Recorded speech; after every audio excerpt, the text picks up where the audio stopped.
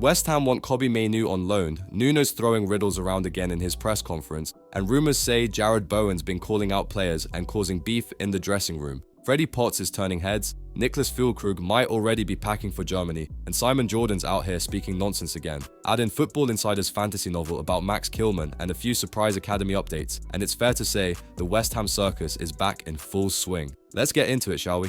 We'll start with the big one. According to Fabrizio Romano, speaking on his YouTube channel, West Ham are interested in taking Kobbie Mainoo on loan from Manchester United in the January window. Romano reports that Mainoo himself is open to the idea of leaving temporarily to get regular minutes, and that West Ham have even guaranteed him a starting spot if he joins. Now, let's be honest, that's a bold promise. Mainoo's not just another young midfielder, he's one of the brightest prospects at United. Technical, press-resistant, calm in possession. Everything you'd want in a modern box-to-box player. From a footballing point of view, it makes perfect sense for Nuno. West Ham have struggled for midfield balance at times. Too much steal, not enough control. And Mainoo could bring that blend of intelligence and ball progression that's been missing since Declan Rice left.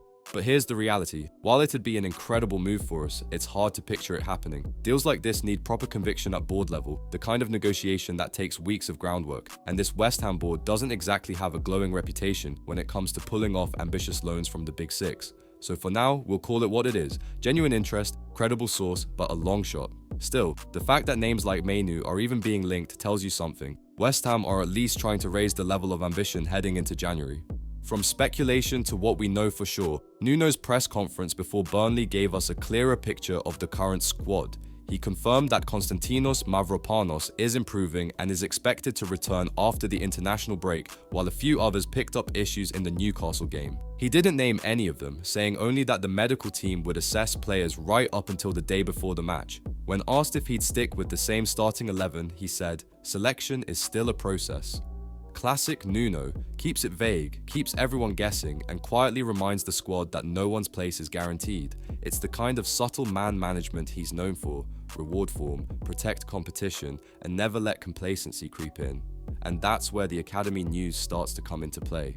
Nuno confirmed that 4 academy players are currently training with the first team. He didn't name them, but it's clear he's opening the door to youth again, and that approach is already paying off because Freddie Potts is giving fans real reason to get excited. The 20-year-old midfielder was shortlisted for Premier League Player of the Match week after his outstanding display last weekend. He was calm under pressure, crisp with his passing, and looked completely at home against top-level opposition. When one journalist compared him to Declan Rice, Nuno's reaction said it all, hands on his head, smiling before saying, "It's been one game." It wasn't dismissal, just perspective. He wants Potts to stay focused, grounded, and avoid being crushed by expectations before he's even played 10 Premier League matches. And that's fair, because while the comparison is flattering, Potts is carving out his own path. And to be shortlisted alongside players like Caicedo and Salah, that's impressive in itself. Even if Moises Caicedo ultimately won the fan vote, there's more positive news from the academy too.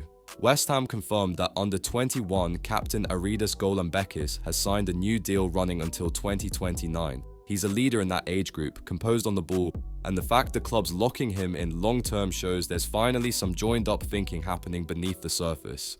The message from Nuno's camp seems clear. The door's open if you're good enough, but you'll still have to earn it.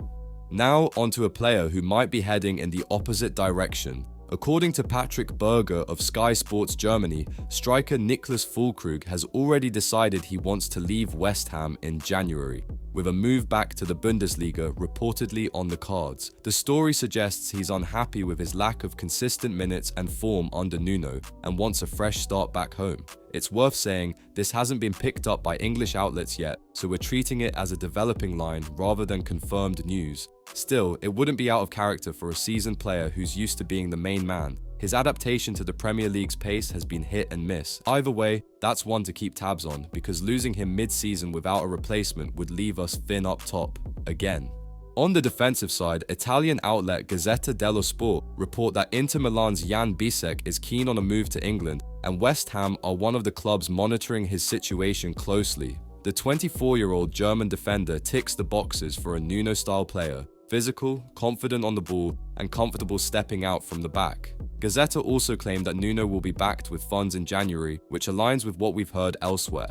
that the club are planning a small rebuild. It's early days, but if West Ham are doing this much groundwork now, it suggests they know the squad needs refreshing, especially at centre-back, where consistency has been an issue all season. And speaking of centre-backs, let's talk about the rumour that made fans roll their eyes. According to Football Insider, Crystal Palace are preparing to make a move for Max Kilman in January. Now, with all due respect, this is pure fantasy. Football Insider don't exactly have a strong track record with their exclusives, and this one's about as believable as Jesse Lingard returning for a third spell. Kilman's form in claret and blue has been well below his Wolves levels, and it's hard to imagine a thriving Palace side under Oliver Glasner looking to bring him in right now. So we'll call this for what it is, nonsense reporting. If anything, it highlights how much filler we're going to see as January approaches, and this one's already leading the pack. Now on to Jarrod Bowen, and something that's been doing the rounds online.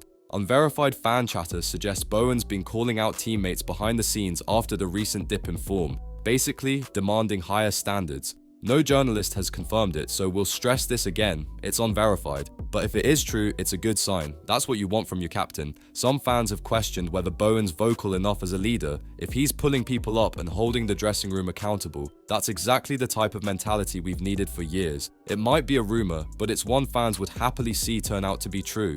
Away from all the gossip, Nuno Espírito Santo received some well-earned recognition this week, picking up the Outstanding Management Award at the 2025 Best of Africa Awards. It's a nod to his long-standing contribution to football and leadership across his career. Nuno dedicated the award to his coaching staff and players, saying their hard work makes everything possible. It's a classy touch, and it's good to see him getting some positive headlines off the pitch too. Let's end on something nostalgic. Declan Rice posted a photo from the Fortuna Arena, the stadium where West Ham lifted the Europa Conference League trophy, with the caption, "This exact end and stadium. The best memories here. Forever grateful," simple words, but they hit hard for fans. Whatever opinions people have about his move, that night in Prague will always be a shared memory. It reminded everyone of what that team achieved and how far we've come since. And, just as Rice posted that, the next bit of noise arrived from the talk radio world. On TalkSport, pundit Simon Jordan said, "I wonder how much Declan Rice would stand out in a very poor side." Which, let's be real, is a bizarre thing to say.